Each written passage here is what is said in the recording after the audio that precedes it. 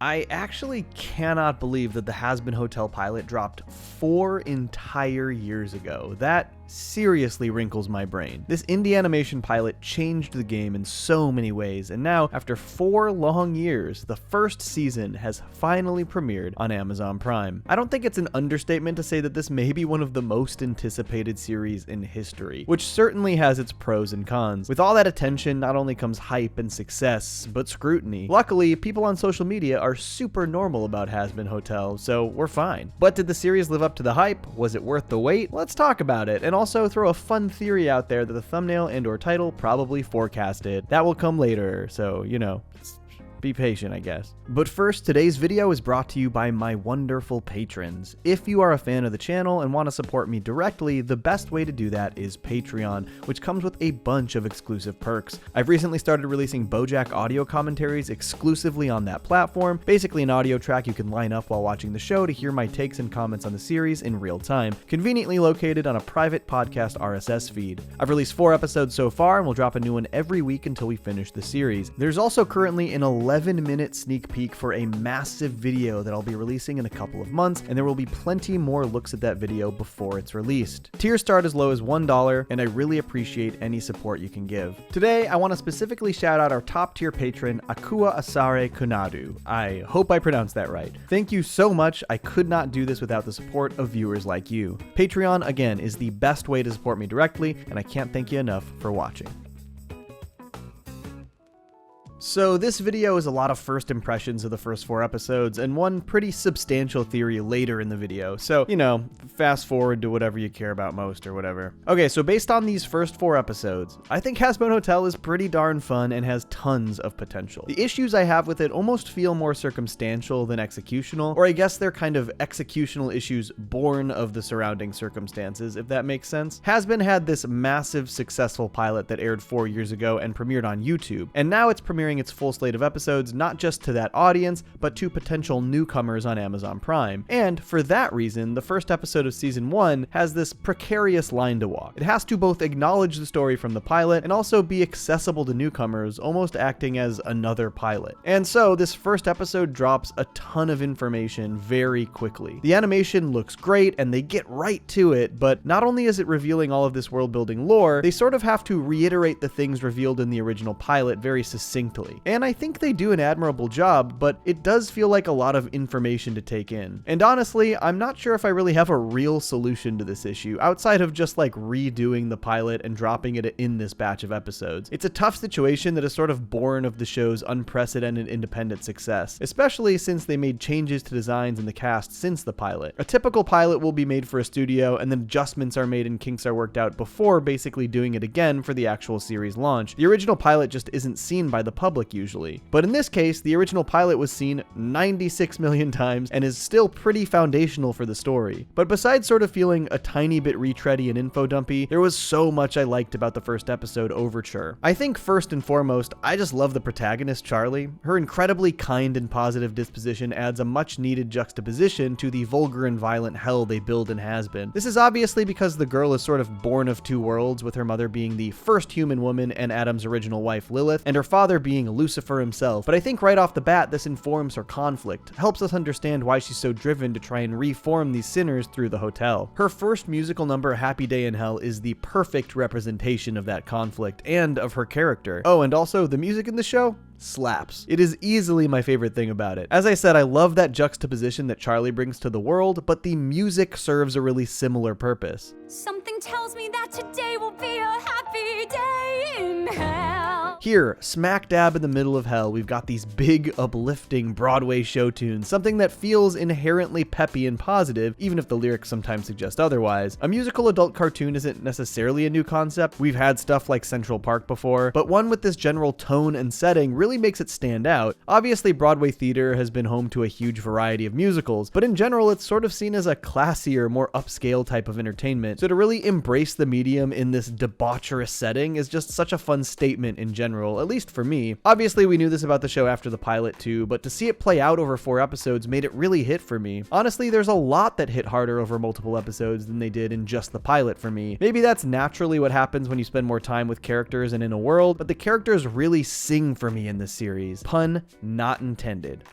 Do not give me credit for that pun. I think the standout character is Alastor, who also has a fascinating place in the narrative, one of the first to volunteer themselves to help with Hazbin back in the pilot, but I definitely find him to be the most intriguing demon so far. He doesn't seem to have any real motivation to help with Hazbin. At first I got the sense that being a radio demon, he's a bit of a has-been himself, but I now have some other ideas that I'll get to when I theorize later in the video. Regardless, Alastor is such a cool demon, complete with radio modulated voiceover and inability to be captured on video. I wouldn't try that, my dear. This face was made for radio.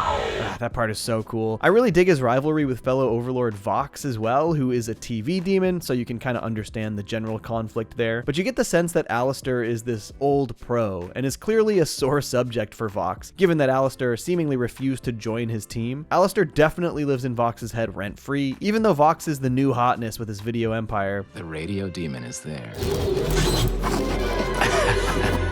What did you just say? Actually, he pretty literally lives in his head rent-free. These freeze frames when Vox's TV face short circuits during the musical sequence reveal very funny blue screen messages, basically cursing Alastor's existence. And his saltiness leads to probably my favorite lyric in any song in all 4 of these episodes. Now his medium is getting bloody red. That is some goddamn top tier wordplay. Love it. There's also a tiny bit of Venture Bros vibes in this series, with rivalries like this one, but also in the pilot and episode 2, we see this demon Serpentius show up to attack Alastor, and it just fully feels like the Monarch attacking the Venture compound. But I loved the way they wrapped up that story in episode 2. One of my biggest laughs was Serpentius's attempted infiltration of the hotel being thwarted almost immediately. Wait, you were caught?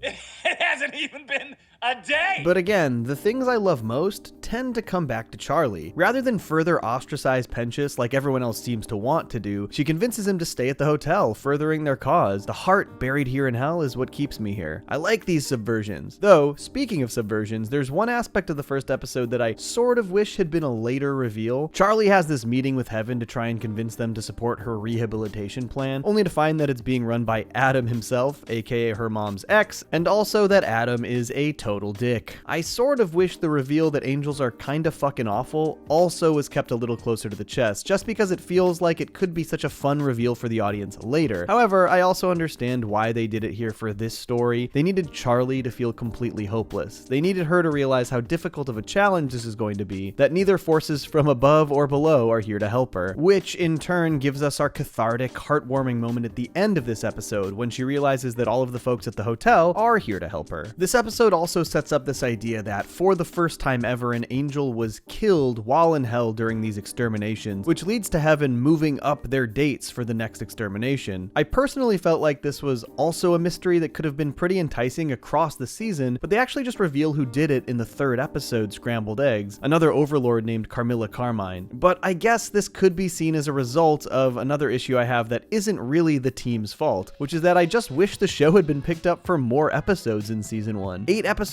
is just not enough for any show for me these days, and it seems like they could have spread these reveals out a bit further had they been given more space to tell that story. But I think with the space they were given, they're doing a strong job. I also loved Adam's song at the end of Overture. Absolute banger. The music really is such a highlight of this series, and that's exciting to say since it's such a focus. And it was so smart of them to basically make 2 entire music videos within each episode. It allows for a ton more fun in its presentation, and also just gives them a bunch of extra content to drop on YouTube separately to build hype. The show is really built to help market itself. Episode 4 Masquerade has 2 absolute banger musical sequences, Poison and Loser Baby. This episode does get pretty heavy, entirely focusing on Angel's abusive overlord Valentino and their very fucked up relationship. I think what works best in this episode is that it showcases how though Charlie's heart is in the right place, here in hell, her efforts can actually harm the people she cares about. She shows up on Angel's set to try and talk other demons into joining the hotel, only to piss off Valentino so much that Angel ends up feeling the brunt of his wrath. And it's really heavy. This episode is dark. Alright, I guess this feels like as good a time as any to get into my only real theory after these first 4 episodes. Obviously, they are setting up some sort of major reveal with Charlie Charlie's mom Lilith. In biblical mythology, Lilith was Adam's first wife pre-Eve. Here we see that she fell in love with Lucifer and they were cast out of heaven for enticing Eve with the fruit of knowledge. The opening of the series is a full storybook retelling of these events and are said to be the version of events that Charlie was told by her parents. So it seems clear to me that we'll see Charlie's worldview upended in some way regarding her perception of this story. But I also want to focus on another kind of specific detail regarding Lilith. They make a pretty clear point to state how long she's been missing. Oof, how long has it been now?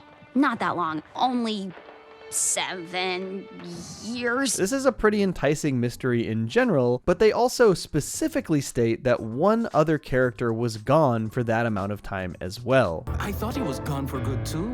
It's been 7 years! Val and Vox are of course talking about Alastor. I just think it's really specific to point out that both of these characters seemingly disappeared 7 years prior. Personally, I don't think it's a coincidence at all, and I think we're going to learn that Lilith and Alastor are connected and/or are in league somehow. That the reason they disappeared is one and the same. After all, we still don't have any real clear reason why Alastor showed up at Hazbin Hotel in the first place, or why he's helping Charlie. I think that Lilith sent Alastor to help /protect /watch over Charlie in her endeavors at the hotel. The timing of their disappearance and the lack of motivation for Alastor's partnership is the key, but is there any other evidence? Glad you asked. Back in the pilot, after Charlie's disastrous TV interview about the hotel, she desperately calls her mother and leaves a message asking for guidance.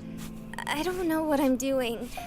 I could really use some advice, Mom. And what happens? Moments after she makes this phone call, Alastor shows up at the hotel and offers his services. But nah, it's probably just a coincidence, right?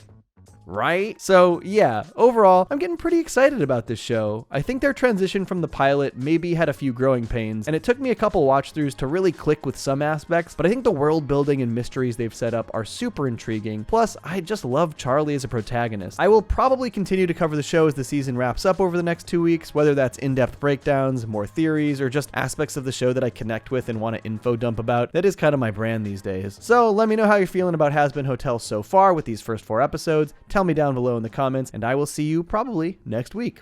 Peace. Johnny! I stay mellow watching Johnny Two Cellos. He talks cartoons, he's a really cool fellow. He keeps you posted on adult cartoons. If that's what you're into, then grab a spoon and a very big bowl of your favorite cereal. Feels like Saturday morning cartoon material. Johnny Two Cellos, watch him on YouTube. Now enjoy this groove and bust a move.